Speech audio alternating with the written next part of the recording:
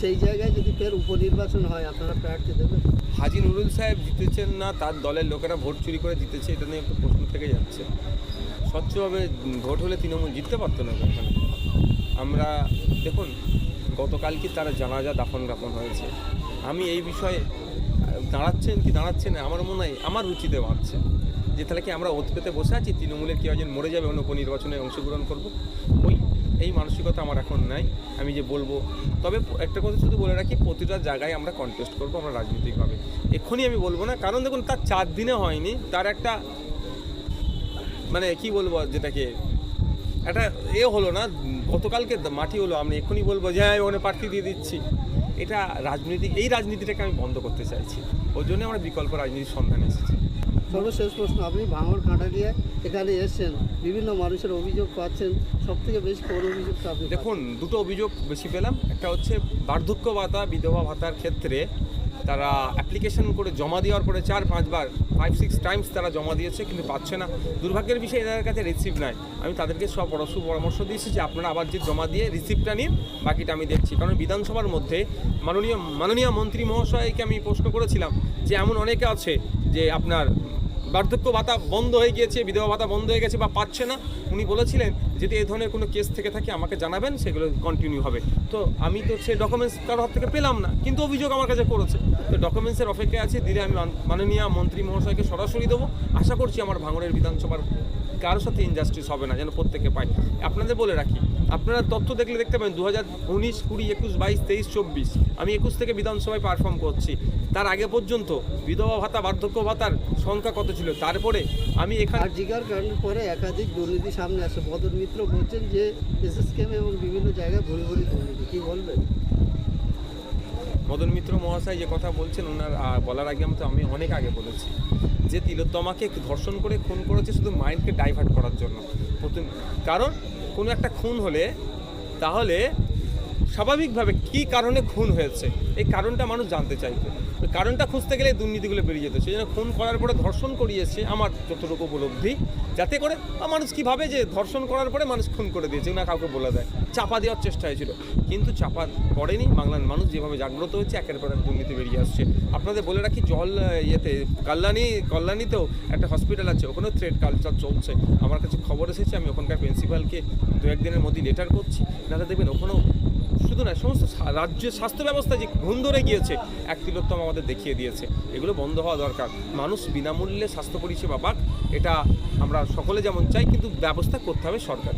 গত 2 দিন আগে দেখলাম যে স্বাস্থ্য ব্যবস্থার এত খারাপ হাল হয়েছে যে এক ব্যক্তিকে মারা যাননি, কিন্তু ডাক্তার বলে দিয়েছেন তিনি মারা গেছেন। হ্যাঁ, ওটা বিহারে শরীফ নার্সিং হোম, সম্ভবত একটা জায়গার নাম বলেছে, বিহারের একটা নার্সিংহোমে ঘটনা ঘটেছে।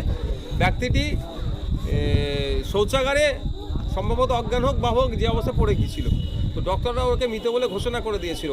তারপরে আপনার পোস্টমর্টম করতে যখন যাই সেই রুমে উনি বেঁচে ফিরে আসেন। তো ব্যাপারটা হচ্ছে সারা রাজ্যের স্বাস্থ্য ব্যবস্থাও কিন্তু চোখে আঙুল দিয়ে দেখিয়ে দিচ্ছে। সবকা সাথ সবকা বিকাশ বললেও ভারত বিকশিত ভারত বলছে, কিন্তু গরিব মানুষরা যেখানে গিয়ে স্বাস্থ্য পরিষেবা নিচ্ছে সেই জায়গাগুলোকে ধ্বংস করে দিচ্ছে। একজন স্বাস্থ্যসাথীর কার্ডের নামে স্বাস্থ্য ব্যবস্থা ধ্বংস করেছে, আর অন্যজন আয়ুষ্মান ভারতের নামে স্বাস্থ্য ব্যবস্থা ধ্বংস করেছে। আমাদের স্বাস্থ্যসাথী কার্ডেরও দরকার নেই, আয়ুষ্মান ভারতেরও দরকার নেই। আমাদের দরকার প্রতিটা জেলায় একটা করে এইমস, নাহলে পিজি হসপিটালের মতো বড় বড় হসপিটাল, যেখানে সমস্ত ধরনের চিকিৎসা পাবে এবং গরিব মানুষরা সহজেই গিয়ে যেন অ্যাক্সেস হয়, কোনো দাদা দিদির কোনো সিন্ডিকেট না থাকে।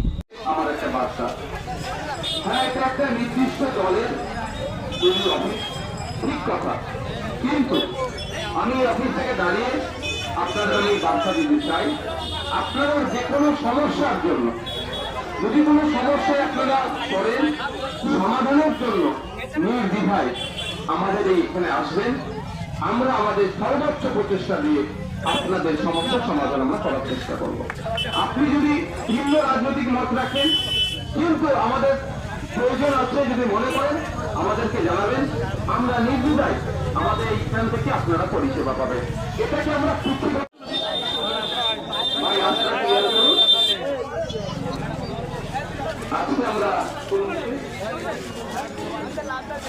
আজকে আমরা 171-172 মূর্তি নিয়ে এখানে একটা আমাদের পার্টির দলীয় কার্যালয় উদ্বোধন করলাম। আপনাদের বলি, যারা আছেন এখানে মাইকের আওয়াজ আসছে, থাকবেন সন্ধ্যা পর্যন্ত। যার যেটা দরকার প্রয়োজন ভাইজানের সঙ্গে বলবেন, আমাদের সমস্যার সমাধান হয়ে যাবে।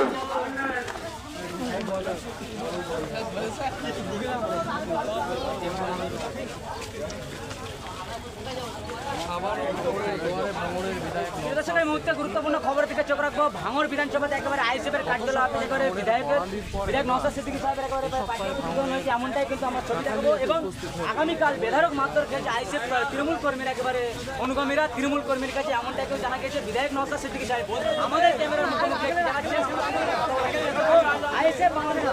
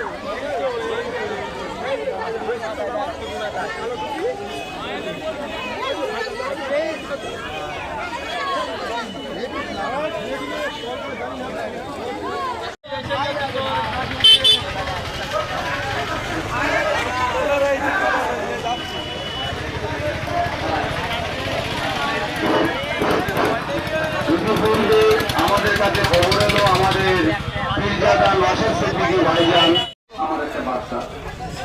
হ্যাঁ, এটা একটা নির্দিষ্ট দলের অফিস, ঠিক কথা, কিন্তু আমি অফিস থেকে দাঁড়িয়ে আপনাদের এই বার্তা দিতে চাই, আপনাদের যে কোনো সমস্যার জন্য, যদি কোনো সমস্যায় আপনারা করেন, সমাধানের জন্য নির্দ্বিধায় আমাদের এই এখানে আসবেন। আমরা আমাদের সর্বোচ্চ প্রচেষ্টা দিয়ে আপনাদের সমস্যার সমাধান আমরা করার চেষ্টা করব।